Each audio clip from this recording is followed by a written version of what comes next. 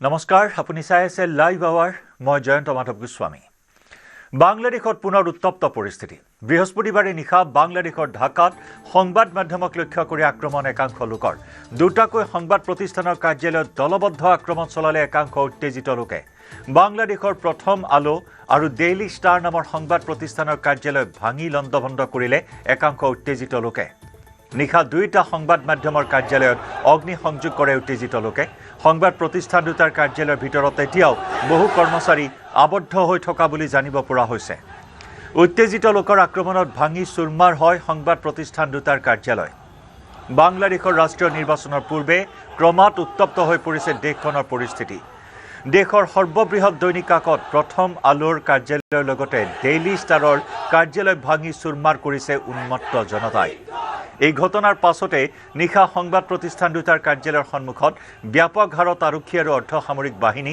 নিয়োগ কৰিছে চৰকাৰে প্ৰতিবাদী জনতাই ন্যায় নোপোৱালৈকে আন্দোলন অব্যাহত ৰখাৰ কথা ঘোষণা কৰিছে নিশা ডেইলি ষ্টাৰ নামৰ সংবাদ প্ৰতিষ্ঠানটোৰ কাৰ্যালয়ত অগ্নি সংযোগ কৰাৰ ফলত বহু কৰ্মচাৰী ভিতৰতে আবদ্ধ হৈ পৰিছিল পৰৱৰ্তী সময়ত অগ্নি নিৰ্বাপক বাহিনীয়ে জুই নিৰ্বাপন কৰে উল্লেখযোগ্য যে 12 ফেব্ৰুৱাৰীত বাংলাদেশত অনুষ্ঠিত হ'বলগীয়া ৰাষ্ট্ৰীয় নিৰ্বাচনৰ পূৰ্বে উত্তপ্ত হৈ উঠিছে দেশখনৰ পৰিস্থিতি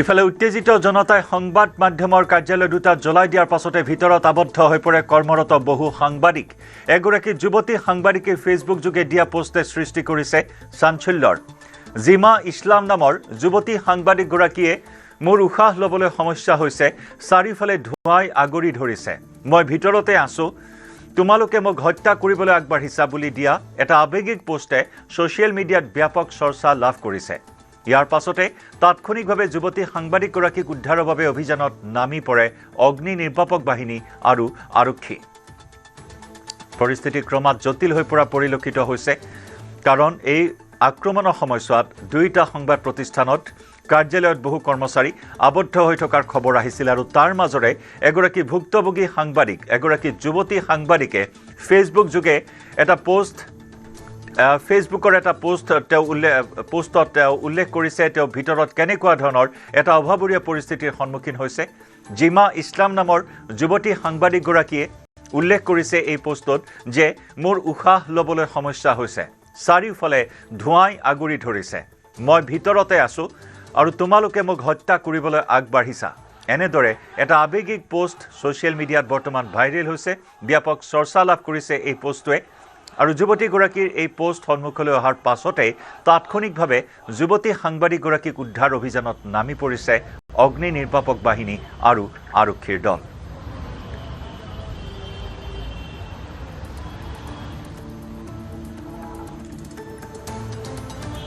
উল্লেখযোগ্য যে 12 ডিচেম্বৰত নিৰ্বাচনী প্ৰচাৰৰ বাবে গৈ থকা অৱস্থাত আততায়ী গুলীত গুৰুতৰভাৱে আহত হৈছিল ঢাকাৰ ইনকিলাব মঞ্চৰ মুখপাত্ৰ শ্বৰীফ ওহমান হাদি বৃহস্পতিবাৰে নিশা ছিংগাপুৰত চিকিৎসাধীন অৱস্থাত মৃত্যু হয় হাদিৰ শ্বৰীফ ওহমান হাদিৰ ছিংগাপুৰৰ সাধাৰণ চিকিৎসালয়ত চিকিৎসাধীন অৱস্থাত মৃত্যু হোৱাৰ খবৰ বিয়পি পৰাৰ লগে লগে উত্তেজিত হৈ পৰে একাংশ লোক হাদিৰ সমৰ্থকসকলে ৰাজপথলৈ ওলাই আহে প্ৰতিবাদী শ্লোগান আওৰাই বৃহৎ প্ৰতিবাদী সমদল বাহিৰ কৰে আৰু তাৰ পিছতে সংবাদ মাধ্যমৰ ওপৰত আক্ৰমণ চলায় সমাগত ৰাষ্ট্ৰীয় নিৰ্বাচনৰ বাবে ঢাকা সমষ্টিৰ সম্ভাৱ্য প্ৰাৰ্থী আছিল ইনকিলাব মঞ্চৰ মুখপাত্ৰ শ্বৰীফ ওহমান হাদি ঢাকাৰ পুৰাণ পল্টন এলেকাত গুলীয়াইছিল শ্বৰীফ ওহমান হাদিক বাংলাদেশৰ মুখ্য উপদেষ্টা মহম্মদ ইউনুছে হাদিৰ মৃত্যুৰ পাছতে ৰাষ্ট্ৰীয় শোক দিৱসৰ কথা ঘোষণা কৰে জুলাইত সংঘটিত হোৱা বাংলাদেশৰ ছাত্ৰ বিক্ষোভ অৰ্থাৎ 2024 চনৰ জুলাই মাহত যি ছাত্ৰ বিক্ষোভ হৈছিল আৰু সেই ছাত্ৰ বিদ্ৰোহৰ অন্যতম নেতা তথা সমাগত বাংলাদেশৰ সাধাৰণ নিৰ্বাচনৰ অন্যতম প্ৰাৰ্থী শ্বৰীফ ওহমান হাদিক হত্যা কৰাৰ ঘটনাই ঢাকাত ব্যাপক প্ৰতিবাদৰ সৃষ্টি কৰিছে উল্লেখযোগ্য যে বেটাৰী চালিত ৰিক্সাত নিৰ্বাচনী প্ৰচাৰ চলাবলৈ গৈ থকাৰ সময়ত পিছফালৰ পৰা গুলীয়াইছিল দুৰ্বৃত্তই সংকটজনক অৱস্থাত ঢাকা মেডিকেল কলেজ হাস্পতালত ভৰ্তি কৰোৱা হৈছিল যদিও পৰৱৰ্তী সময়ত ছিংগাপুৰৰ এভাৰকেয়াৰ হাস্পতাললৈ নিয়া হৈছিল এয়াৰ এম্বুলেন্সেৰে ছিংগাপুৰত চিকিৎসাধীন অৱস্থাত মূৰত গুলি লগা শ্বৰীফ ওহমান হাদিৰ মৃত্যু হয় ছিংগাপুৰতে বিগত 6 দিন ধৰি শ্বৰীফ ওহমান হাদি কৃত্ৰিম শ্বাস প্ৰশ্বাস দি থকা হৈছিল মূৰত গুলি লগাৰ ফলত মগজুত প্ৰচণ্ড ৰক্তক্ষৰণ হৈছিল শ্বৰীফ ওহমান হাদিৰ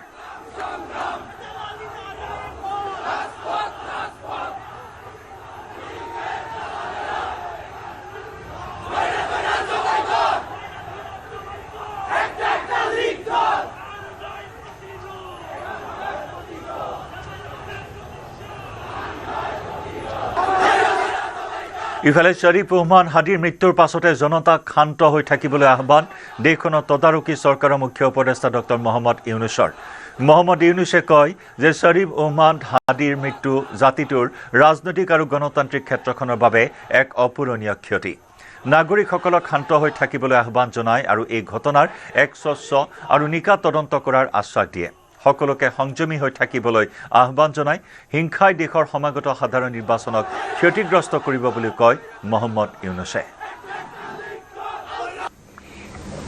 আমি দেশের সকল নাগরিকের প্রতি আন্তরিক আহ্বান জানাচ্ছি আপনারা ধৈর্য ও সংযম বজায় রাখুন আইন শৃঙ্খলা রক্ষাকারী বাহিনী ও সংশ্লিষ্ট সংস্থাগুলোকে পেশাদারিত্বের সঙ্গে তদন্ত কার্যক্রম পরিচালনা করার সুযোগ দিন রাষ্ট্র আইনের শাসন প্রতিষ্ঠায় সম্পূর্ণরূপে প্রতিশ্রুতিবদ্ধ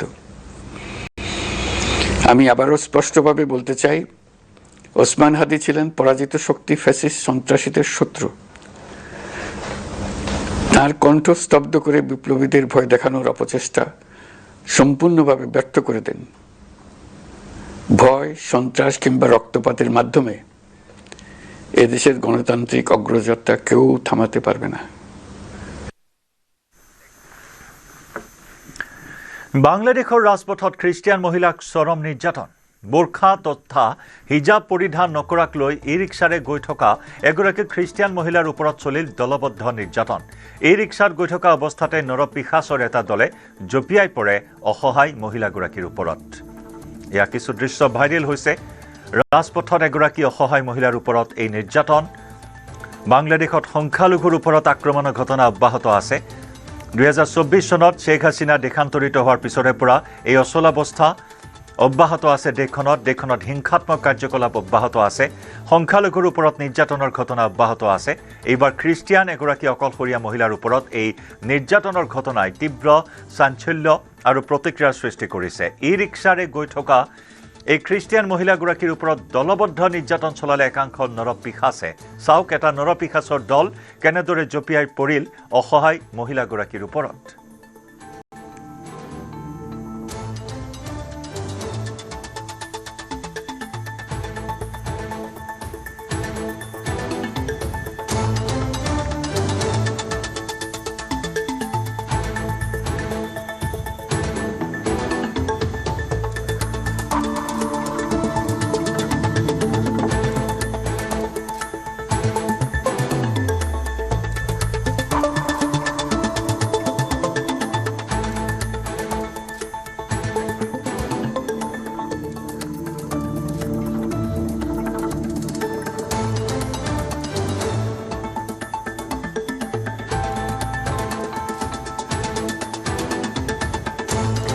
বোৰখা আৰু হিজাব পৰিধান নকৰাৰ বাবে এই মহিলাগৰাকীৰ ওপৰত এই নিৰ্যাতন চলালে একাংশ নৰপিশাচে শাৰীৰিকভাৱে অপদস্থ কৰা হ'ল মহিলাগৰাকীক দলবদ্ধভাৱে আক্ৰমণ কৰা হ'ল এগৰাকী মহিলাক এফালে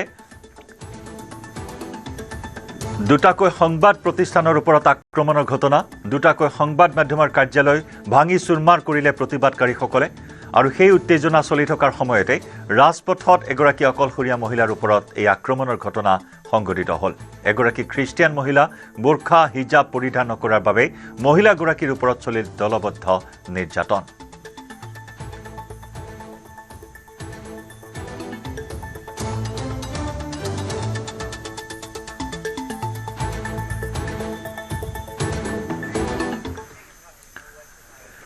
আৰু ইফালে উত্তেজিত জনতাই জ্বলাই দিলে বাংলাদেশৰ প্ৰাক্তন প্ৰধানমন্ত্ৰী শেখ হাছিনাৰ বাসগৃহ দেশান্তৰিত প্ৰাক্তন প্ৰধানমন্ত্ৰীক ভাৰতৰ পৰা বাংলাদেশলৈ উভতাই অনা আৰু গণহত্যাৰ বিচাৰৰ দাবীত উন্মত্ত জনতাই জ্বলাই দিলে শেখ হাছিনাৰ বাসগৃহ ইতিমধ্যে প্ৰাক্তন প্ৰধানমন্ত্ৰী শেখ হাছিনাৰ বাসগৃহৰ সন্মুখত আৰক্ষী আৰু অৰ্ধসামৰিক বাহিনী মোতায়েন কৰা হয় এটাৰ পিছত আনটো হিংসাত্মক ঘটনা সংঘটিত হৈ আহিছে বাংলাদেশত।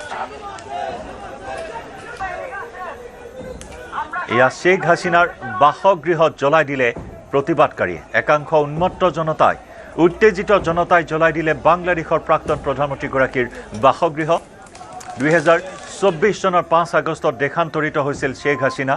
দেশান্তৰিত প্ৰধানমন্ত্ৰীক ভাৰতৰ পৰা প্ৰাক্তন প্ৰধানমন্ত্ৰীগৰাকীক ভাৰতৰ পৰা বাংলাদেশলৈ উভতাই অনা আৰু গণহত্যাৰ বিচাৰৰ দাবীত উন্মত্ত জনতাই জ্বলাই দিয়ে শ্বেখ হাছিনাৰ বাসগৃহ।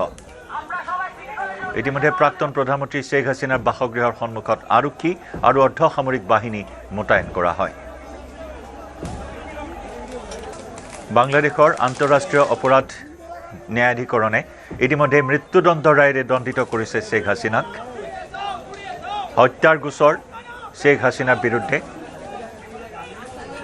2024 চনৰ ছাত্ৰ বিক্ষোভৰ সময়ছোৱাত শ্বেখ হাছিনাৰ উচতনিত গণহত্যাৰ ঘটনা সংঘটিত হৈছিল। কেইবাটাও গোচৰ ৰুজু হৈছিল হত্যাকাণ্ডৰ শ্বেখ হাছিনাৰ বিৰুদ্ধে।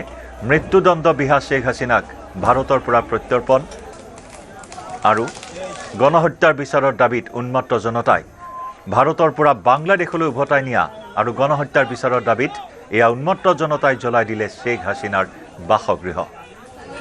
এটাৰ পিছত আনটো হিংসাত্মক ঘটনাই এই মুহূৰ্তত আকৌ উত্তপ্ত কৰি তুলিছে বাংলাদেশ। আকৌ জ্বলিছে বাংলাদেশ। ঠায়ে ঠায়ে অগ্নিগৰ্ভা পৰিস্থিতি বাংলাদেশত।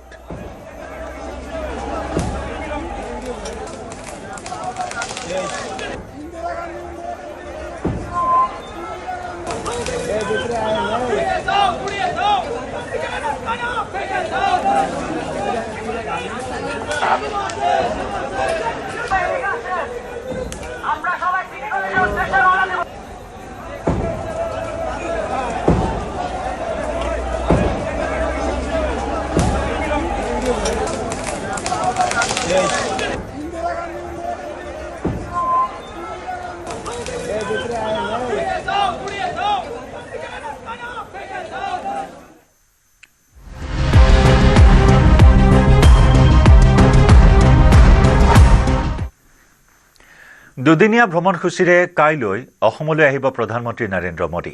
কাইলৈ দিনৰ 2:45 বৰঝাৰ বিমানবন্দৰত উপস্থিত হ'ব প্ৰধানমন্ত্ৰী। গুৱাহাটী বিমানবন্দৰৰ নতুন টাৰ্মিনেল মুকলি কৰাৰ লগতে প্ৰধানমন্ত্ৰীয়ে উন্মোচন কৰিব লোকপ্ৰিয় গোপীনাথ বৰদলৈৰ 80 ফুট উচ্চতাৰ প্ৰতিমূৰ্তি। 15 মিনিট সময়ৰ নতুন টাৰ্মিনেল ভ্ৰমণ কৰাৰ লগতে ৰাজহুৱা সভা সম্বোধন কৰিব মোদীয়ে। বৰঝাৰত ৰাজহুৱা সভা সামৰি ৰাজ্যিক বিজেপিৰ কাৰ্যালয়লৈ ৰোড শ্ব' কৰি আহিব প্ৰধানমন্ত্ৰী। ৰাজ্যিক বিজেপিৰ কাৰ্যালয়ত আধা ঘণ্টা সময় থাকি নিশাটো প্ৰধানমন্ত্ৰীয়ে কটাব ৰাজ্যিক অতিথিশালাত। 21 ডিচেম্বৰৰ পুৱা 8 বজাত ব্ৰহ্মপুত্ৰত চলন্ত চৰাইদেউ জাহাজত প্ৰধানমন্ত্ৰীয়ে ৰাজ্যৰ প্ৰায় 25 পৰা 30 গৰাকী নিৰ্বাচিত শিক্ষাৰ্থীৰে কৰিব পৰীক্ষা পে চৰ্চা। ইয়াৰ পিছত বৰাগাঁৱত নিৰ্মাণ কৰা শ্বহীদ স্মাৰক ক্ষেত্ৰত উপস্থিত হৈ অসম আন্দোলনৰ শ্বহীদলৈ প্ৰধানমন্ত্ৰীয়ে জনাব শ্ৰদ্ধাঞ্জলি। শ্বহীদ বেদীত উপস্থিত হৈ অসম আন্দোলনৰ শ্বহীদক শ্ৰদ্ধাঞ্জলি জনোৱা দেশৰ প্ৰথম প্ৰধানমন্ত্ৰী হ'ব নৰেন্দ্ৰ মোদী। বৰাগাঁৱৰ শ্বহীদ স্মাৰক ক্ষেত্ৰৰ পৰা পুনৰ গুৱাহাটী বিমানবন্দৰলৈ আহি ডিব্ৰুগড়লৈ উৰা মাৰিব প্ৰধানমন্ত্ৰী। ডিব্ৰুগড়ৰ পৰা নামৰূপত দিনৰ 12 বজাত উপস্থিত হৈ প্ৰধানমন্ত্ৰীয়ে নামৰূপ সাৰ কাৰখানাৰ নতুন প্ৰকল্পৰ ভূমি পূজন তথা আধাৰশিলা স্থাপন কৰি বিশাল জনসভা সম্বোধন কৰিব মোদীয়ে। নামৰূপৰ পৰা পুনৰ ডিব্ৰুগড়লৈ উভতি প্ৰধানমন্ত্ৰী নৰেন্দ্ৰ মোদী ৰাওনা হ'ব নতুন দিল্লীলৈ।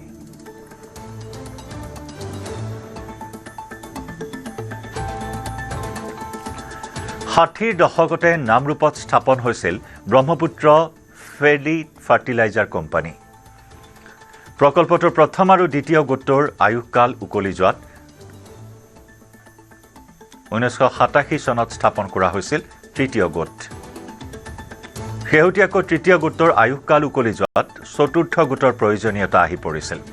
নামৰূপৰ দল সংগঠন আৰু কোম্পানীটোৰ শ্ৰমিক ইউনিয়নৰ দীৰ্ঘদিনীয়া প্ৰতিবাদৰ অন্তত বিজেপি চৰকাৰৰ নেতৃত্বাধীন কেন্দ্ৰীয় চৰকাৰে চতুৰ্থ গোটটো নিৰ্মাণৰ বাবে অনুমোদন জনায়।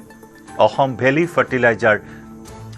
Valley fertilizer corporation company limited চমুকৈ AVFCCL নামাকৰণেৰে অসম চৰকাৰৰ 40%, BVFC 11%, oil India limited 18%, HURL 18%, NFL 13% বিনিয়োগ কৰি প্ৰকল্পটো নিৰ্মাণ কৰা হ'ব।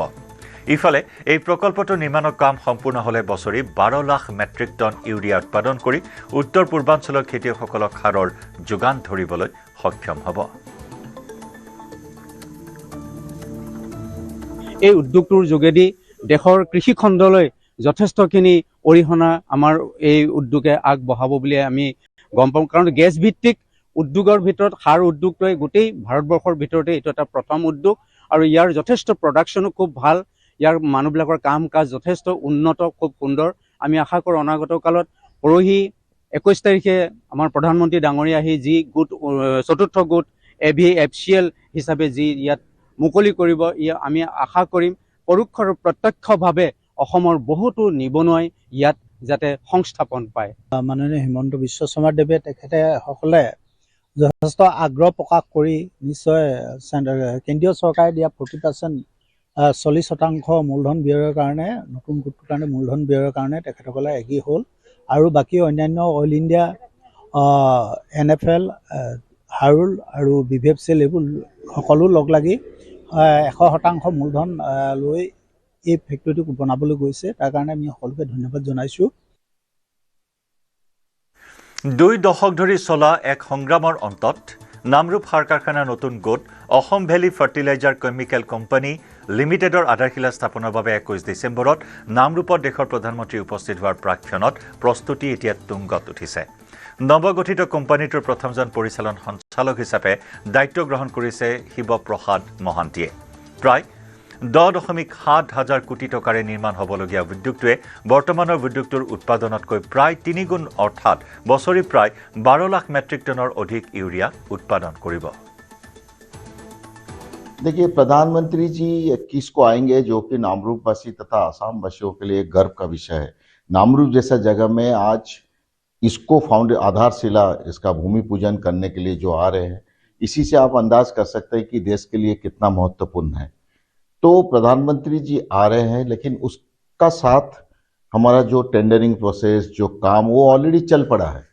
हमारा जो अभी देखिएगा आपने कि पिछले 2 महीने से हमने एनवायरमेंटल क्लियरेंस का भी एप्लीकेशन सबमिट किया है, प्लस हमने अभी जो रास्ता का काम ऑलरेडी PWD को दे चुके हैं, वो सब AVFCL का पैसा में हो रहा है। AVFCL का और जो क्वार्टर का रिपेयरिंग, जो हमारा इंजीनियर्स आएंगे रहेंगे, जो बाकी इंजीनियर्स और वर्कफोर्स आएंगे, उसके लिए भी सारा मोबिलाइजेशन चालू हो चुका है। इसका एक पिछले 16 तारीख को एक प्री बिड मीटिंग हुआ था, जिसमें करीबन मतलब आपको पता है कि यूरिया और अमोनिया बनाने का टेक्नोलॉजी सब बाहर से आता है, इंडिया में कोई टेक्नोलॉजी है नहीं। तो सारे फॉरेन कंपनी जो अमोनिया प्लांट और यूरिया प्लांट लगाते हैं, करीबन 7-8 प्लेयर जो है वो प्री बिड मीटिंग में भी अटेंड किए थे। उनका जो भी क्वेरीज था अभी वो ईमेल आ गया है। हम इसको जितना जल्दी होगा 31 मार्च तक ये टेंडर खोल के 7,000 करोड़ का टेंडर है, ये खोल के हम टेक्नोलॉजी सप्लायर कॉन्ट्रैक्ट सारा फाइनल कर देंगे। কাজিৰঙাত ৰাষ্ট্ৰীয় ঘাইপথত সুৰামত্ত চালকৰ উদ্ভণ্ডালি। সুৰাসক্ত চালকে মহতি আনিলে স্বামী স্ত্ৰীক। সুৰামত্ত চালকৰ উদ্ভণ্ডালিত কথম্পি প্ৰাণ ৰক্ষা পৰে কেইবাজনৰ। বৃহস্পতিবাৰে নিশা দুলীয়াজানৰ পৰা উত্তৰ প্ৰদেশ অভিমুখী এখন ট্ৰাকে নিয়ন্ত্ৰণ হেৰুৱাই এডাল গছত খুন্দা মৰাৰ ফলত লাগি ধৰে এডাল গছৰ ডালত। ট্ৰাকখনে দুৰ্গাপুৰৰ পৰা হালধিবাৰীলৈকে প্ৰায় 8 কিলোমিটাৰ পথ তেনেদৰে গতি কৰাৰ ফলত মহতিয়াই নিয়ে কেইবাখনো বাহন। হাতীখুলিৰ ৰাষ্ট্ৰীয় ঘাইপথত স্বামী স্ত্ৰীক মহতিয়াই যায় সুৰাসক্ত চালকে চলোৱা এই ট্ৰাকখনে। গছৰ ডালেৰে ট্ৰাকখনে মহতিয়াই যোৱা দম্পতীক হাতীখুলি চাহ বাগিচাৰ চিকিৎসালয়ত ভৰ্তি কৰোৱা হয়। অৱশেষত সুৰাসক্ত চালকক আটক কৰিবলৈ সক্ষম হয় আৰক্ষী।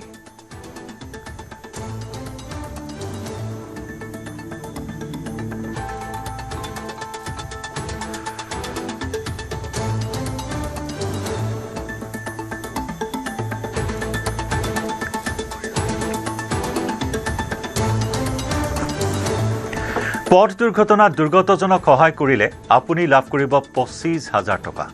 বিপদত পৰা বা ৰাষ্ট্ৰীয় ঘাইপথত দুৰ্ঘটনা সংঘটিত হ'লে স্থানীয় লোকে সহায় কৰিবলৈ দ্বিধাবোধ কৰে। আইনী বা আৰক্ষীৰ অসুবিধাৰ ভয় নোহোৱাকৈ ভুক্তভোগীক সহায় কৰিবলৈ সকলোকে আহ্বান জনালোঁ। সহায় কৰাসকলক ৰাহবীৰ হিচাপে স্বীকৃতি দিয়া হ'ব আৰু 25,000 টকাৰে পুৰস্কৃত কৰা হ'ব বুলি উল্লেখ কৰিলে কেন্দ্ৰীয় মন্ত্ৰী নীতিন গাডকাৰীয়ে।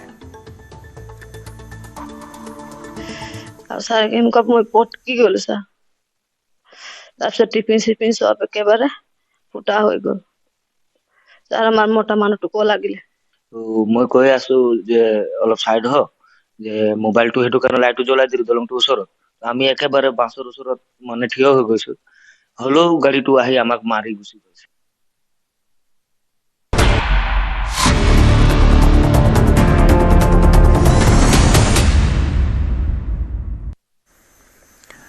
জুবিন গাৰ্গৰ মৃত্যুক লৈ পুনৰ নিজৰ স্থিতি স্পষ্ট কৰিলে ছিংগাপুৰ আৰক্ষীয়ে। ঘটনাত কোনো ধৰণৰ ফাউল প্লেৰ সন্দেহ নাই বুলি স্পষ্টীকৰণ। ভাৰতীয় সংবাদ মাধ্যমত এই গোচৰৰ সন্দৰ্ভত 5জন লোকৰ বিৰুদ্ধে হত্যাৰ অভিযোগ উত্থাপন হোৱা বুলি প্ৰকাশ পোৱাৰ পিছতেই জুবিন গাৰ্গৰ মৃত্যুৰ তদন্ত এতিয়া অব্যাহত ৰাখিছে বুলি স্পষ্ট কৰি দিয়ে ছিংগাপুৰ পুলিচ ফৰ্চে। ছিংগাপুৰৰ কৰোনাৰ্ছ আইন 2010ৰ অধীনত SPF অৰ্থাৎ ছিংগাপুৰ পুলিচ ফৰ্চে অব্যাহত ৰাখিছে তদন্ত। আৰক্ষীৰ তদন্ত সম্পূৰ্ণ হোৱাৰ পিছত এই তথ্য ছিংগাপুৰৰ ষ্টেট কৰোনাৰক দাখিল কৰা হ'ব। 2026 চনৰ জানুৱাৰী আৰু ফেব্ৰুৱাৰীত অনুষ্ঠিত হ'বলগীয়া কৰোনাৰ তদন্ত অনুষ্ঠিত কৰিব। মৃত্যুৰ কাৰণ আৰু পৰিস্থিতি নিৰ্ণয় কৰিবলৈ কৰোনাৰৰ নেতৃত্বত চলিব তদন্ত। তথ্য সংগ্ৰহৰ লগে লগে ৰাজহুৱা কৰা হ'ব বুলিও আৰক্ষীয়ে উল্লেখ কৰে। পুনৰবাৰ ৰাইজক জুবিন গাৰ্গৰ মৃত্যুক লৈ জল্পনা কল্পনা কৰি নাথাকিবলৈ আহ্বান জনায় ছিংগাপুৰ পুলিচ ফৰ্চে। আৰু এই বিষয়টোক লৈ স্বাভাৱিকতে বিভিন্ন ধৰণৰ প্ৰশ্নৰ অৱতাৰণা হৈছে এই মুহূৰ্তত, যি সময়ত প্ৰায় 85 দিনীয়া তদন্ত সামৰি SITয়ে অসম আৰক্ষীয়ে জুবিন গাৰ্গৰ মৃত্যু এক হত্যাকাণ্ড বুলি অভিহিত কৰি 4জনক হত্যাকাৰী বুলি চাৰ্জশ্বিটত উল্লেখ কৰিছে। এজনে অনিচ্ছাকৃত হত্যাত জড়িত থকাৰ তথ্য প্ৰকাশ কৰিছে SITয়ে চাৰ্জশ্বিটত।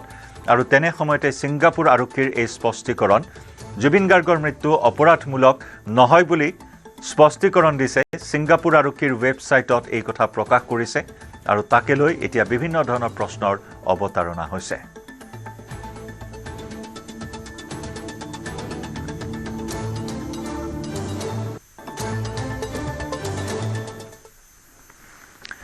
ইফালে অসমীয়াৰ প্ৰাণৰ শিল্পী জুবিন গাৰ্গৰ হত্যাৰ SITৰ চাৰ্জশ্বিট ৰাজহুৱা কৰাৰ অভিযোগত বিধায়ক অখিল গগৈৰ বিৰুদ্ধে চাইবাৰ ক্ৰাইমত গোচৰ তৰিলে SITয়ে। গোচৰ ৰুজু কৰিছে SITয়ে। অখিল গগৈৰ বিৰুদ্ধে SITৰ চাৰ্জশ্বিটৰ ভুল ব্যাখ্যা কৰাৰ অভিযোগ উত্থাপন হৈছে। SITৰ চাৰ্জশ্বিটৰ গোপন তথ্য সামাজিক মাধ্যমত আপলোড কৰিছিল অখিল গগৈয়ে। চাৰ্টিফাইড কপি নোহোৱাকৈ চাৰ্জশ্বিট সামাজিক মাধ্যমত ৰাজহুৱা কৰাৰ বাবে অখিল গগৈৰ বিৰুদ্ধে ৰুজু কৰা হৈছে গোচৰ।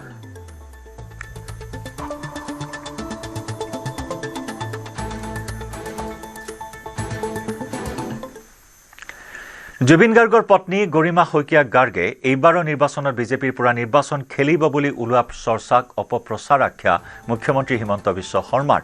গৰিমাক লৈ ৰাজনৈতিক কথা বতৰা পতা নাই বুলি মন্তব্য কৰি এই ক্ষেত্ৰত কোনেও ৰাজনীতি কৰা উচিত নহয় বুলি মন্তব্য কৰে মুখ্যমন্ত্ৰী ডক্টৰ শৰ্মাই। উল্লেখযোগ্য যে গৰিমাই বিজেপিৰ হৈ নিৰ্বাচনত অৱতীৰ্ণ হ'ব বুলি একাংশই সামাজিক মাধ্যমত অপপ্ৰচাৰ চলাইছিল।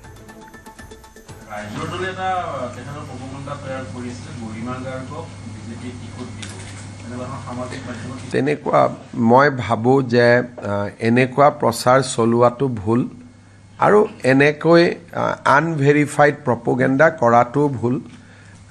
গৰিমা গাৰ্গৰ লগত আমি কোনো ধৰণৰ ৰাজনৈতিক কথা পতা নাই আৰু মই ভাবোঁ যে ৰাজনৈতিক কথা পতাটো উচিতো নহয়।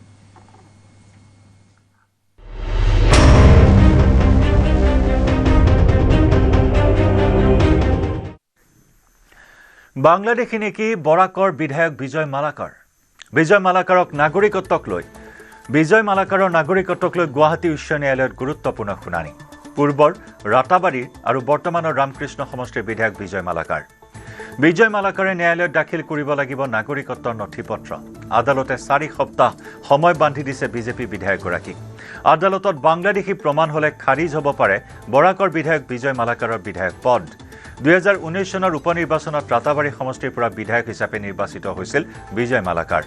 2021 চনত পুনৰবাৰ নিৰ্বাচনত অৱতীৰ্ণ হৈ জয়ী হৈছিল বিজয় মালাকাৰ। উল্লেখযোগ্য যে 2005 চনলৈ ভাৰতত কোনো ভোটাৰ তালিকাত নাম নাছিল বিজয় মালাকাৰৰ। 2005 চনতহে ভোটাৰ তালিকাত অন্তৰ্ভুক্ত হৈছে বিজয় মালাকাৰৰ নাম। ৰহস্যজনকভাৱে বিজয় মালাকাৰৰ পিতৃ মাতৃৰ নাম নাই ভাৰতৰ ভোটাৰ তালিকাত। একেদৰে বিধায়কগৰাকীৰ আছে দুখনকৈ ভোটাৰ আইডি। 2019 চনৰ উপ নিৰ্বাচনৰ শপতনামাত DML01622006 নম্বৰৰ ভোটাৰ কাৰ্ড দাখিল কৰাৰ বিপৰীতে 2021 চনৰ নিৰ্বাচনত দাখিল কৰিছিল HQV0575910 নম্বৰৰ ভোটাৰ কাৰ্ড। আৰু তাৰ পাছতে বিধায়ক বিজয় মালাকাৰৰ নাগৰিকত্বক লৈ উত্থাপন হৈছিল বহু প্ৰশ্নৰ।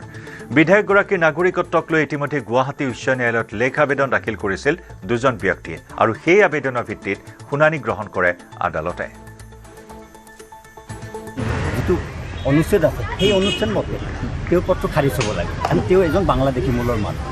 গতিকে আজি লেখ আবেদনখন শুনানি গ্ৰহণ কৰি মহামান্য উচ্চ ন্যায়ালয়ে আমাৰ যুক্তিত পতিয়ন গৈ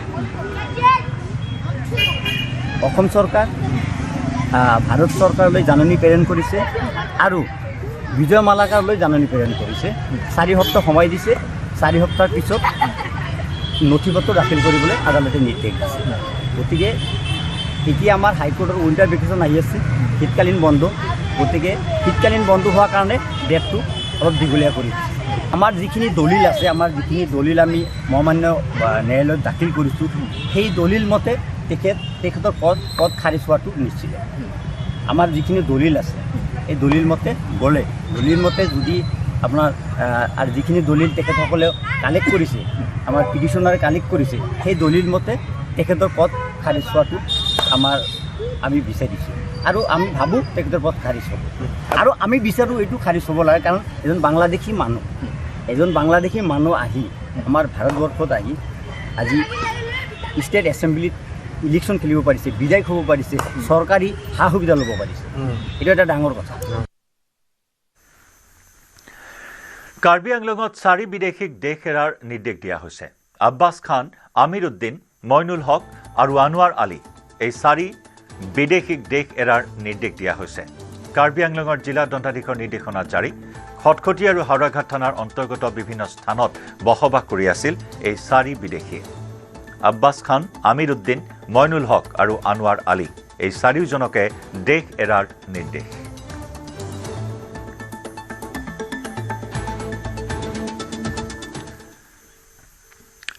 এটা ব্ৰেকিং নিউজ। ধিঙৰ কাছক হাতীত ট্ৰিপল মাৰ্ডাৰ। 2 সন্তানসহ পত্নীক কুঠাৰেৰে ঘপিয়াই হত্যা। শোৱা পাতিতেই সন্তানসহ পত্নীক হত্যা এমদাদুল ইছলামৰ। পাৰিবাৰিক কন্দলৰ বাবে এই নৃশংস হত্যাকাণ্ড। পত্নী তাজমিনা খাতুন, দিলহান হাছান আৰু আৰহান হাছানক হত্যা। ঘাতক এমদাদুল ইছলামক গ্ৰেপ্তাৰ আৰক্ষীৰ। 3টা মৃতদেহ উদ্ধাৰ কৰি মৰণোত্তৰ পৰীক্ষাৰ বাবে প্ৰেৰণ। ধিং আৰক্ষীয়ে অব্যাহত ৰাখিছে ঘটনাৰ তদন্ত। ধিঙৰ কাছক হাতীত সংঘটিত হৈছে ট্ৰিপল মাৰ্ডাৰৰ এই চাঞ্চল্যকৰ ঘটনা। 2 সন্তানসহ পত্নীক কুঠাৰেৰে ঘপিয়াই হত্যা কৰিলে। শোৱা পাতিতে সন্তানসহ পত্নীক হত্যা এমদাদুল ইছলাম নামৰ এই পাষাণজনৰ। পাৰিবাৰিক কন্দলৰ বাবে নৃশংস হত্যাকাণ্ড সংঘটিত হয়। পত্নী তাজমিনা খাতুন, 2 পুত্ৰ দিলহান হাছান আৰু আৰহান হাছানক ঘপিয়াই হত্যা কৰে এমদাদুল ইছলামে। ইতিমধ্যে ঘাতক এমদাদুলক গ্ৰেপ্তাৰ কৰিছে আৰক্ষীয়ে। 3টা মৃতদেহ উদ্ধাৰ কৰি মৰণোত্তৰ পৰীক্ষাৰ বাবে প্ৰেৰণ কৰা হৈছে। ধিং আৰক্ষীয়ে অব্যাহত ৰাখিছে ঘটনাৰ তদন্ত। মানে আমি হাল্লাটো শুনি ৰাতি আহিছোঁ, চোৰ আহিছে বুলি আহিছোঁ, আহি চাইছোঁ যে মাৰ্ডাৰ হৈছে 3টা। কাক কৰিলে? মাক কৰিছে আৰু 2টা জীক কৰিছে। কিয় কাৰণে বৰ্তমান সময়ত ক'ত ৰাখিছে? তেওঁ আটক কৰিলে নে পুলিচে? তাক আটক কৰিছোঁ, মানে ঘৰতেই ধৰি তাক বান্ধিছোঁ। ৰাইজে বান্ধিছে। বান্ধাৰ পিছত পুলিচ আহি লৈ গ'ল তাক। আমি অধিক খবৰ লাভ কৰিবলৈ সংযুক্ত হৈছোঁ আমাৰ স্থানীয় সংবাদদাতা মুজাম্মিল হকৰ সৈতে। মুজাম্মিল, এই ট্ৰিপল মাৰ্ডাৰ সন্দৰ্ভত শেহতীয়া আৰু কি খবৰ লাভ কৰিছে? হয় জয়ন্ত, ধিঙৰ কাছকাটিত যি চাঞ্চল্যকৰ যি হত্যাকাণ্ড সংঘটিত হৈছে, ট্ৰিপল মাৰ্ডাৰ হত্যাকাণ্ড হৈছে। নিজ পিতৃয়ে হত্যা কৰিলে 2 সন্তানক আৰু লগতে পত্নীকো হত্যা কৰিলে। তাৰ কাৰণ হিচাপে স্থানীয় ৰাইজে আমাক যিটো জানিবলৈ দিছে যে এমদাদুল ইছলাম মানসিকভাৱে কিছু পৰিমাণে অসুস্থ হৈ আছে। কিছুদিন পূৰ্বৰে পৰাই তেওঁ আত্মহত্যাৰ প্ৰৱণতা তেওঁৰ মনত দেখা দিছে আৰু কিছুদিন পূৰ্বে গৈ পেলাই ট্ৰেন্সফৰ্মাৰত গৈ পেলাই নিজে আত্মহত্যা কৰিবৰ কাৰণে চেষ্টা কৰিছিলে আৰু পৰিয়ালৰ লোকে তথা স্থানীয় ৰাইজে বাধা দিছিলে এমদাদুল ইছলামক। আৰু পৰৱৰ্তী পৰ্যায়ত তেওঁ ঘৰতো আহি পেলাই আত্মহত্যাৰ কাৰণে কেইবাবাৰো চেষ্টা কৰিছিলে যদি পৰিয়ালৰ লোকে সেইটো বাধা দিছিলে আৰু তেওঁ ঘড়ী লৈ পেলাই গৈছিলে পৰিয়ালৰ পৰাই ঘড়ী এটা লৈ গৈছিলে তাৰ কাৰণ হৈছে যে যিটো ট্ৰেইন চলাচল কৰে মৰিয়াবাৰীৰ পৰা গুৱাহাটীলৈ যিটো ট্ৰেইন চলাচল কৰে কৰংপাৰা এক্সপ্ৰেছ চলাচল কৰে সেই কৰংপাৰা এক্সপ্ৰেছৰ তলত পৰি পেলাই তেওঁ আত্মহত্যা কৰিব বুলি তেওঁৰ মনত প্ৰৱণতা দেখা দিছিলে তাৰ কাৰণে তেওঁ ঘড়ী লৈ গৈছিলে আৰু এইটো বাধা দিছিলে তেওঁৰ পত্নীয়ে বাধা দিয়াৰ কাৰণে আজি এই ঘটনা সংঘটিত হৈছে শুই থকা অৱস্থাতে কোঠাৰেৰে গপিয়াই হত্যা কৰে এমদাদুলে তেওঁৰ পত্নীক তানজিমা খাতুনক হত্যা কৰাৰ লগতে দুই পুত্ৰ দিল হাছানক আৰু আৰহান হাছানকো হত্যা কৰে আৰু এই ঘটনা লৈ পেলাই তীব্ৰ চাঞ্চল্যৰ সৃষ্টি হৈছে তেওঁ মানুহে তাত স্থানীয় ৰাইজে জনোৱা মতে তেওঁ মানসিকভাৱে কিছু পৰিমাণে অসুস্থ হৈ আছিলে কিছুদিনৰ পৰা অসুস্থ হৈ আছিলে আৰু তেওঁৰ মনত যিটো আত্মহত্যাৰ প্ৰৱণতা দেখা দিছিলে তাৰ কাৰণেই আৰু সেইটো বাধা দিয়াৰ কাৰণে পৰিয়ালৰ লোকে বাধা দিয়াৰ কাৰণে আজি এই ঘটনা সংঘটিত হল বুলি স্থানীয় ৰাইজে জানিলে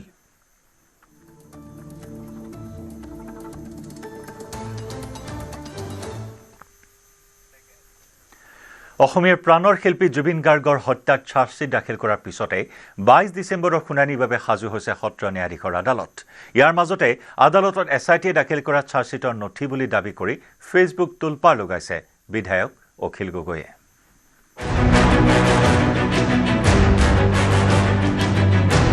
অভিশপ্ত 19 ছেপ্টেম্বৰত কি হৈছিল ছিংগাপুৰত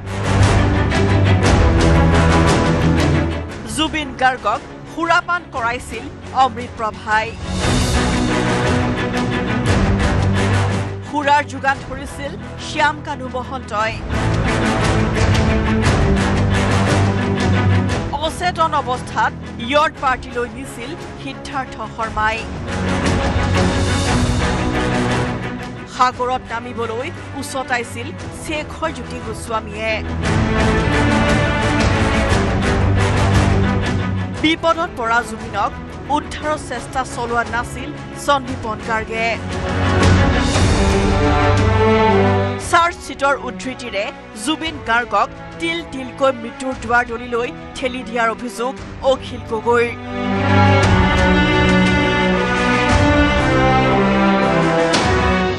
এই চাৰ্জশ্বিটৰ জৰিয়তে জুবিন দাৰ হত্যাকাৰীয়ে যে কেতিয়াও মৃত্যুদণ্ড নাপায় বৰং চাৰ্জ ফ্ৰেমতে যে এই মানুহকেইটা ওলাই আহিব মই আপোনালোকক আজি কৈ থৈ দিলোঁ আকৌ এবাৰ চাৰ্জশ্বিটখন পঢ়াৰ পাছত মই কৈ থৈ দিলোঁ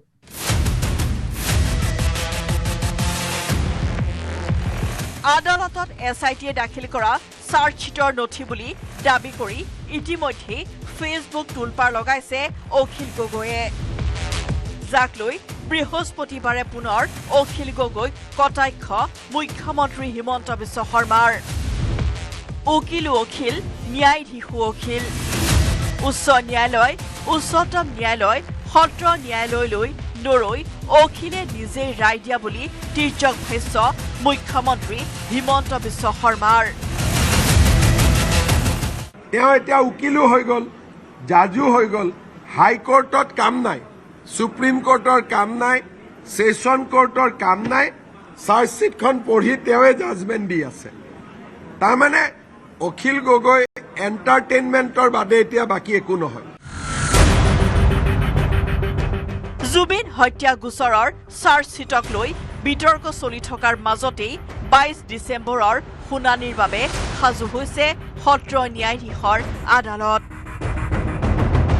সেইদিনাই 5 অভিযুক্তৰ হৈ জামিন আবেদন জনোৱাৰ সম্ভাৱনা আছে আদালতে নিয়োগ কৰা অধিবক্তা ধ্ৰুৱজ্যোতি দাসে অভিযুক্ত পক্ষৰ জামিন আবেদন খাৰিজ কৰিবলৈ আদালতত গুৰুত্বপূৰ্ণ ভূমিকা পালন কৰিব লাগিব চৰকাৰী অধিবক্তাই এছআইটিৰ চাৰ্জশ্বিটত উল্লেখ থকা প্ৰতিটো তথ্য প্ৰমাণ সত্ৰ ন্যায়াধীশৰ আদালতত সাব্যস্ত কৰি চৰকাৰী অধিবক্তাই খাৰিজ কৰিব লাগিব জামিনৰ আবেদন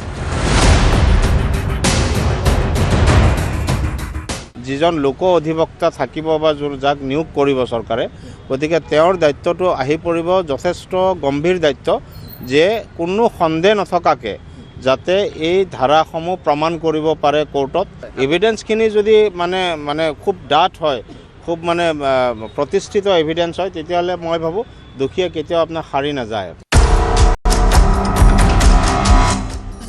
হত্যা গোচৰত নাম সাঙুৰ খোৱা 5 অভিযুক্তৰ কঠোৰ শাস্তি নিশ্চিত কৰাত গুৰুত্বপূৰ্ণ ভূমিকা থাকিব 396 জন সাক্ষীৰো 85 দিনীয়া তদন্তকালত 396 জন সাক্ষীয়ে SITক দিয়া ভাষ্য হাল সলনি হলেই ধাৰাৰ ওজন কমিব সত্ৰ ন্যায়াধীশৰ আদালতত সাক্ষীয়ে যাতে ভাষ্য সলাব নোৱাৰে তাৰ প্ৰতি কঠোৰ নজৰ থাকিব লাগিব চৰকাৰী অধিবক্তাৰ তাতে যেতিয়া সাক্ষীসকল আহিব আপোনাৰ সাক্ষীবাদী দিব তেতিয়া সেই সাক্ষীবাদীখিনি যাতে আপোনাৰ ধৰক পুলিচৰ আগত বা বেলেগ বেলেগ এজেন্সিৰ আগত যেনেকৈ দিছিলে সেইখিনি যদি কণ্ট্ৰাডিক্টৰী নহয় যদি ছেইম থাকে তেতিয়াহ'লে প্ৰচিকিউশ্যনে কেছটো ইষ্টাব্লিছ কৰিবৰ কাৰণে সুবিধা হ'ব চৰকাৰী অধিবক্তাৰ তৎপৰতা আৰু 396 জন সাক্ষীৰ সততাৰ ওপৰতে নিৰ্ভৰ কৰিব শ্যামকানু মহন্ত সিদ্ধাৰ্থ শৰ্মা শেখৰজ্যোতি গোস্বামী অমৃত প্ৰভা মহন্ত আৰু সন্দীপন গাৰ্গৰ শাস্তি Biranchi Kumar Deka report news 18 Assam north east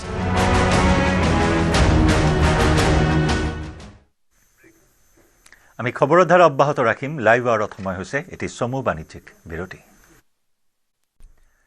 পথ দুৰ্ঘটনাত আহত লোকক সহায় কৰিলে আপুনি লাভ কৰিব পাৰে 25,000 টকাৰ পুৰস্কাৰ দুৰ্গতজনক সহায়ৰ হাত আগবঢ়ালে আপোনাক প্ৰদান কৰিব 25,000 টকাৰ পুৰস্কাৰ কেন্দ্ৰীয় পথ পৰিবহণ আৰু ঘাইপথ মন্ত্ৰী নীতিন গাডকাৰীয়ে ঘোষণা কৰিছে এই কথা দুৰ্ঘটনাগ্ৰস্ত লোকক সহায়ৰ উদ্দেশ্যে কেন্দ্ৰীয় মন্ত্ৰীগৰাকীয়ে ঘোষণা কৰে এই পুৰস্কাৰৰ কথা দুৰ্গত লোকক সহায় কৰা ব্যক্তিক ৰাহবীৰ হিচাপে স্বীকৃতি দিব কেন্দ্ৰীয় চৰকাৰে আইনী প্ৰক্ৰিয়া আৰু আৰক্ষীৰ হাৰাশাস্তিৰ বাবে দুৰ্ঘটনাগ্ৰস্ত লোকক সহায় কৰাৰ ক্ষেত্ৰত কুণ্ঠাবোধ কৰে যাৰ বাবে সময়মতে চিকিৎসা সেৱা নোপোৱাৰ ফলত দুৰ্ঘটনাত বহু লোকৰ প্ৰাণ যায় সেই কেন্দ্ৰীয় পথ পৰিবহণ আৰু ঘাইপথ মন্ত্ৰণালয়ে ঘোষণা কৰিছে এই পুৰস্কাৰৰ কথা এতিয়াৰে পৰা আপুনি দুৰ্ঘটনাগ্ৰস্ত লোকক সহায় কৰাৰ ক্ষেত্ৰত চিন্তাৰ কোনো কাৰণ নাই আইনী বা আৰক্ষীৰ অসুবিধাৰ ভয় নোহোৱাকৈ ভুক্তভোগীক সহায় কৰিবলৈ সকলোকে আহ্বান জনায় মন্ত্ৰী নীতিন গাডকাৰীয়ে কোনো লোকক দুৰ্ঘটনাত পতিত হ'লে হাস্পতাললৈ নিয়াৰ ক্ষেত্ৰত আৰক্ষীৰ পৰা কোনো অসুবিধাৰ সন্মুখীন নহয় বুলি উল্লেখ কৰে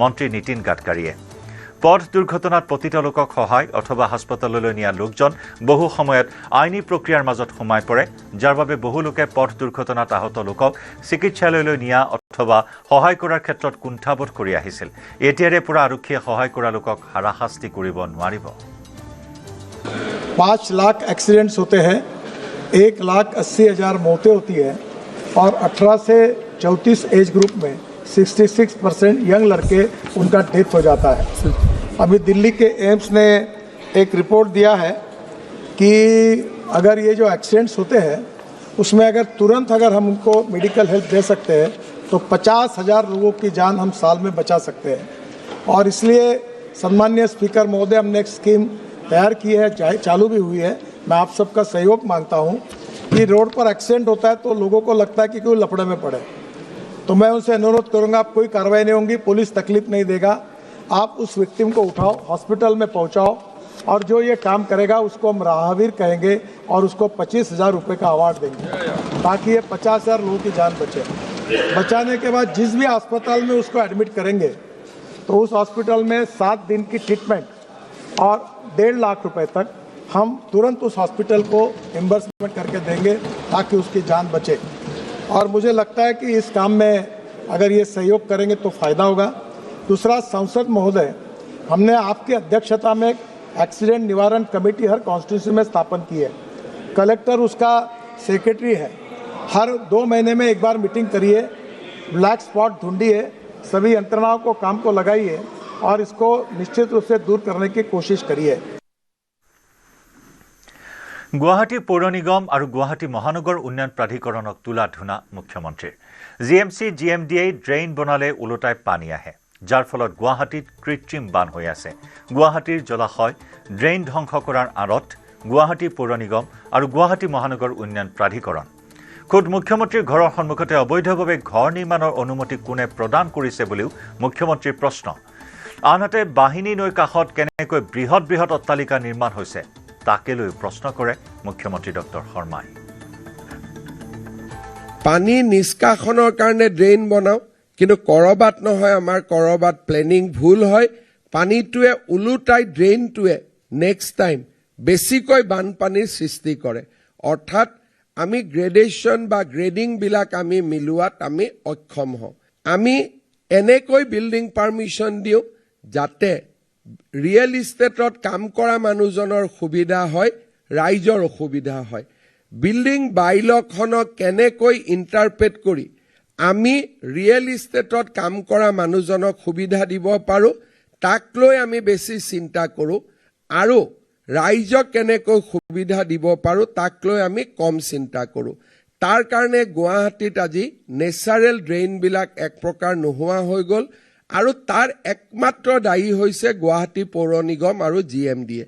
তেওঁলোকে ড্ৰেইনৰ ওপৰত ঘৰ বনাব পাৰ্মিশ্যন দি তেওঁলোকে আমাৰ গোটেই প্লেনিং ব্যৱস্থাটোক এক প্ৰকাৰ ধ্বংস কৰি শেষ কৰি পেলালে বুলি ক'লেও ভুল নহয়। GMDA GMCয়ে 6 তলীয়া 7 তলীয়া বিল্ডিং বনাব পাৰ্মিশ্যন দিছে। আজি এতিয়াও যদি আমি যাওঁ, আমি দেখা পাম যে বাহিনী নদীৰ কাষতে আমাৰ ছুপাৰ মাৰ্কেটৰ ফ্লাইঅভাৰৰ বাওঁফালে ডাঙৰ বিল্ডিং এটা বনাব পাৰ্মিশ্যন দিছে। বিল্ডিংটোলৈকে যোৱা ৰাস্তা হৈছে বাহিনী নদীৰ ড্ৰেইনটো, বা আমি তাক নদী বুলি ক'ব পৰা এতিয়া অৱস্থাত নাই। তাত যদি ইউ টাৰ্ণ কৰিব যায়, গোটেই GS ৰোডটো বন্ধ হৈ যাব। য'ত মুখ্যমন্ত্ৰী থাকে, য'ত মন্ত্ৰীসকল থাকে, বিভাগীয় মন্ত্ৰী থাকে, তাৰ সন্মুখতো যদি ইলিগেল পাৰ্মিশ্যন দিবলৈ সাহস কৰে, তাৰ মানে এই মানুহক, সাধাৰণ মানুহক তেওঁলোকে আজিলৈকে কিমান আতংকিত কৰি ৰাখিছে। নদীৰ মাজলৈকে আহি মানুহে ঘৰ বনাইছে, আৰু সকলোৰে হাতত অৰিজিনেল বিল্ডিং পাৰ্মিশ্যন আছে। আমাৰ সতীৰ্থ সাংবাদিক হীৰকজ্যোতি মালাকাৰৰ সৈতে এই প্ৰসংগত আমি পোনপটীয়া সম্প্ৰচাৰত সংযুক্ত হৈছোঁ। হীৰক, গুৱাহাটী মহানগৰীৰ কৃত্ৰিম বানেই হওক বা অবৈধ নিৰ্মাণৰ প্ৰসংগই হওক, গুৱাহাটীৰ কৃত্ৰিম বানৰ কাৰণ হিচাপে মুখ্যমন্ত্ৰী ইয়াৰ পূৰ্বৰ পৰাই মেঘালয়ক জগৰীয়া কৰিছে, বা USTMৰ প্ৰসংগ আহে গুৱাহাটীৰ কৃত্ৰিম বানৰ সময়ছোৱাত। কিন্তু এইবাৰ মুখ্যমন্ত্ৰীগৰাকীয়ে খোদ GMC বা GMDA তাতেই যে কেৰুণ আছে, অবৈধ নিৰ্মাণৰ ক্ষেত্ৰত যেন GMC GMDA সাৰপানী যোগাই আছে, তেনেধৰণৰ এটা ইংগিত প্ৰদান কৰিলে। স্পষ্টকৈ GMC আৰু GMDAক অভিযোগ আনিলে মুখ্যমন্ত্ৰী ডক্টৰ শৰ্মাই। যথেষ্ট তাৎপৰ্য বহন কৰিছে এই বিষয়টোৱে। চোৱাক, শেহতীয়াভাৱে GMDA আৰু যিহেতু GMC যিবোৰ শেহতীয়া কাম কাজ, সেই কাম কাজক লৈ মুঠেই সন্তুষ্ট হোৱা নাই মুখ্যমন্ত্ৰী ডক্টৰ হিমন্ত বিশ্ব শৰ্মাও। কালি এই কথা স্পষ্টকৈ প্ৰকাশ কৰিছে, আৰু যিখন আচলতে নিযুক্তি পত্ৰ বিতৰণ অনুষ্ঠান অনুষ্ঠিত হৈছিল তাতে স্পষ্টকৈ প্ৰকাশ কৰিছে। আৰু বাহিনী নৈত আচলতে অবৈধভাৱে অট্টালিকা নিৰ্মাণ হৈ আছে, আৰু অট্টালিকা নিৰ্মাণ হোৱাৰ বাবেই কৃত্ৰিম বানপানীৰ মেঘালয় যেনেকৈ, কাৰণ মেঘালয় যি পাহাৰ আছে বা সেই USTMৰ পাহাৰ আছে, পাহাৰক যেনেকৈ জগৰীয়া কৰিছে, ঠিক একেদৰে GMCক এই ক্ষেত্ৰত জগৰীয়া কৰা দেখিবলৈ পোৱা গৈছে। আৰু মই যিহেতু যি স্থানত উপস্থিত আছোঁ, মুখ্যমন্ত্ৰীয়ে এটা কথা কৈছিল যে তেওঁ ঘৰৰ সন্মুখতেই বৃহৎ অট্টালিকা নিৰ্মাণ কৰিছে। আৰু মোৰ পিছফালে চাব আপুনি, আগফালে চাব, এয়া হৈছে মুখ্যমন্ত্ৰী বাসগৃহ অৰ্থাৎ মিনিষ্টাৰ কলনী, আৰু তাৰ ঠিক পিছফালে হৈছে এয়া আপুনি দেখিছে বৃহৎ অট্টালিকা নিৰ্মাণ কৰিছে। আৰু যিবোৰ বাহিনী নৈ আছে, বাহিনী নৈৰ কাষতেই এনেধৰণৰ অট্টালিকা নিৰ্মাণ কৰিছে, আৰু তাৰ বাবে মুখ্যমন্ত্ৰী মুঠেই সন্তুষ্ট হোৱা নাই। আৰু মুখ্যমন্ত্ৰীয়ে বাৰে বাৰে GMCয়ে প্ৰশ্ন কৰিছে যে আচলতে তেওঁলোকে কিহৰ বাবে এনেধৰণৰ অট্টালিকা নিৰ্মাণ কৰিব পাৰে, আৰু কাৰ অনুমতিত এই অট্টালিকাসমূহ নিৰ্মাণ কৰিব পালে, তাক লৈ বিভিন্ন প্ৰশ্ন উত্থাপন কৰা দেখিবলৈ পোৱা গৈছে। আৰু যাৰ বাবে আচলতে এনেধৰণৰ অট্টালিকা বৃহৎ বাহিনী নৈৰ কাষত বৃহৎ অট্টালিকা নিৰ্মাণ হোৱাৰ বাবেই কৃত্ৰিম বানপানী অন্যতম এটা কাৰণ বুলি এটা স্পষ্টকৈ প্ৰকাশ কৰিছে। আৰু লগতে গুৱাহাটী মহানগৰী জলাশয়, ড্ৰেইন আৰু ধ্বংস কৰা যিবোৰ আঁৰৰ গুৱাহাটী পৌৰ নিগমক জগৰীয়া কৰিছে। শেহতীয়াভাৱে দেখিবলৈ পোৱা যায় যে যিবোৰ ড্ৰেইন আচলতে তেওঁলোকে নিষ্কাশন কৰে, সেই নিষ্কাশন কৰাৰ পিছতে কিন্তু পুনৰবাৰ কৃত্ৰিম বানপানী সৃষ্টি হোৱা দেখিবলৈ পোৱা যায়। আৰু যোৱাবাৰো দেখিবলৈ পোৱা গৈছিল যে এখনৰ পিছত আনখন বৈঠক কৰিছিলে, নলাসমূহ পৰিষ্কাৰ কৰিছিলে, কিন্তু পৰিষ্কাৰ নোহোৱাৰ বাবেই আৰু এনেধৰণৰ বৃহৎ অট্টালিকা নিৰ্মাণ হোৱাৰ বাবেই কিন্তু কৃত্ৰিম বানপানীৰ অন্য এটা কাৰণ গুৱাহাটী মহানগৰী। এই প্ৰসংগত পৰৱৰ্তী সময়ত কি সিদ্ধান্ত গ্ৰহণ কৰা হয় সেয়া লক্ষণীয় হ'ব। হীৰক, ধন্যবাদ জনাইছোঁ আপোনাক। পত্নীক হত্যা কৰাৰ অভিযোগত গ্ৰেপ্তাৰ স্বামী। যৌতুকৰ বাবেই সংঘটিত হয় লোমহৰ্ষক হত্যাকাণ্ড। পত্নীক হত্যা কৰি আত্মহত্যাৰ ৰূপ দিয়াৰ চেষ্টা কৰিছিল স্বামীয়ে। শ্ৰীভূমি জিলাৰ কৰ্ণমধু গাঁৱৰ প্ৰিয়ংকা ৰায় প্ৰিয়ংকা ৰায়ৰ প্ৰাণ গ'ল স্বামী গৌতম ৰায়ৰ হাতত 4 বছৰ পূৰ্বে বিবাহপাশত আবদ্ধ হৈছিল দুয়ো বিয়াৰ পিছৰে পৰা প্ৰিয়ংকাক স্বামী গৌতম ৰায় আৰু পৰিয়ালে যৌতুকৰ দাবীত শাৰীৰিক আৰু মানসিক নিৰ্যাতন চলাই আহিছিল বিভিন্ন সময়ত প্ৰিয়ংকাৰ পৰিয়ালে সাধ্য অনুসাৰে বিভিন্ন আচবাব দি আহিছিল স্বামী গৃহক ঘটনা সন্দৰ্ভত প্ৰিয়ংকা ৰায়ৰ পিতৃ-মাতৃয়ে অভিযুক্ত স্বামী গৌতম ৰায় সহ 6 জনৰ বিৰুদ্ধে দাখিল কৰিছে এজাহাৰ মেয়েটো চলে গেছে যাতে আর 10টা মেয়ে এইভাবে দুর্ঘটনাগ্রস্ত না হয় আর আমার মেয়ের জন্য সুবিচার হয় ওইটাই আমি মুখ্যমন্ত্রীর কাছে আমি প্রার্থনা করছি আৰু ইফালে পত্নীৰ উপৰ্যুপৰি প্ৰহাৰত প্ৰাণ গ'ল স্বামীৰ ধন আৰু অলংকাৰ হস্তগত কৰিবলৈ এই নিকৃষ্ট কাণ্ড সংঘটিত হয় চুবুৰীয়াৰ চিচিটিভিত বন্দী পত্নীয়ে প্ৰহাৰ কৰাৰ দৃশ্য ঘটনা জাগিৰোডৰ নখোলা বস্তিৰ পত্নীৰ প্ৰহাৰত প্ৰাণ গ'ল জালালুদ্দিন নামৰ দুৰ্ভগীয়া স্বামীৰ বিয়াৰ পিছৰে পৰাই ভুক্তভোগী জালালুদ্দিন থাকিবলৈ লয় স্বামী সন্তা মহিলাগৰাকীৰ পিতৃগৃহত তেতিয়াৰ পৰাই স্বামী জালালুদ্দিনক এখন গাড়ী ক্ৰয় আৰু এটা অট্টালিকা বনাবলৈ দাবী জনাই আহিছিল পৰিয়ালে আৰু সেই আশা পূৰণ নকৰাৰ বাবে স্বামীৰ ওপৰত শাৰীৰিক আৰু মানসিক অত্যাচাৰ চলাইছিল পত্নীয়ে অৱশেষত 10 ডিচেম্বৰত পত্নীয়ে উপৰ্যুপৰি প্ৰহাৰ কৰে স্বামী জালালুদ্দিনক ঘটনাৰ খবৰ পাই পৰিয়ালৰ লোকে জালালুদ্দিনক চিকিৎসালয়ত ভৰ্তি কৰে যদিও চিকিৎসাধীন অৱস্থাত বুধবাৰে মৃত্যুক আঁকোৱালি লয় আৰু স্বামীক প্ৰহাৰৰ সমগ্ৰ দৃশ্যবন্দী হৈ ৰ'ল চুবুৰীয়াৰ চিচিটিভি কেমেৰাত এই সমগ্ৰ ঘটনা সন্দৰ্ভত জালালুদ্দিনৰ পৰিয়ালে জাগিৰোড আৰক্ষী থানাত ন্যায় বিচাৰি দাখিল কৰিছে এজাহাৰ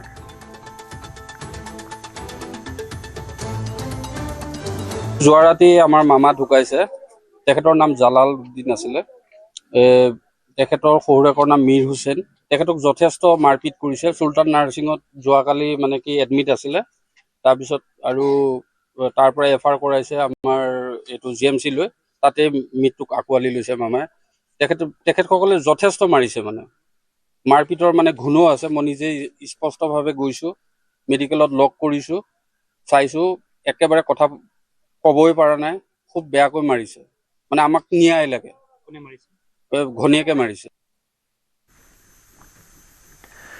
মৰাণৰ পথালিবাম কুলিগাঁৱত আলহীৰ হাতত প্ৰাণ গ'ল গৃহস্থৰ আত্মীয়ৰ প্ৰহাৰত প্ৰাণ হেৰুৱালে অনিমা গোৱালা নামৰ মহিলাগৰাকী প্ৰাঞ্জল গোৱালাৰ পত্নী ৩৫ বছৰীয়া অনিমা গোৱালা হত্যাকাণ্ড সংঘটিত কৰি পলায়ন দেৱা গোৱালা নামৰ হত্যাকাৰীটো ঘটনা অনুসৰি মঙলবাৰে অনিমা গোৱালাৰ ঘৰলৈ আলহী হিচাপে আহিছিল নিতাই পুখুৰীৰ দেৱা গোৱালা অনিমাৰ সম্পৰ্কীয় ভায়েক দেৱ গোৱালা নিশা মদ্যপান কৰি অনিমা গোৱালাৰ লগত বাঘ বিতণ্ডা লাগে হত্যাকাৰী দেৱাৰ আৰু তাৰ মাজতে অনিমাক গদিয়াই দিয়ে আৰু গুৰুতৰভাৱে আহত হয় অনিমা দুদিন ধৰি চিকিৎসাৰ অন্তত বৃহস্পতিবাৰে মৃত্যুক আঁকোৱালি ল'লে মহিলাগৰাকীয়ে মৰাণ আৰক্ষীয়ে নিশাই ঘটনাস্থলীত উপস্থিত হৈ তদন্ত আৰম্ভ কৰে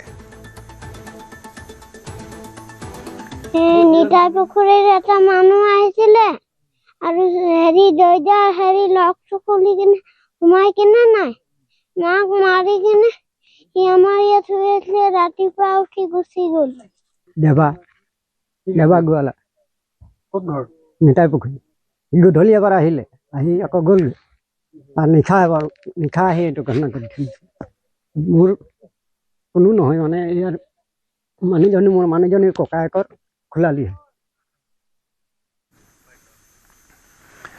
ইয়াৰ সৈতে সময় হ'ল লাইভ আৱাৰৰ পৰা বিদায় লোৱাৰ নমস্কাৰ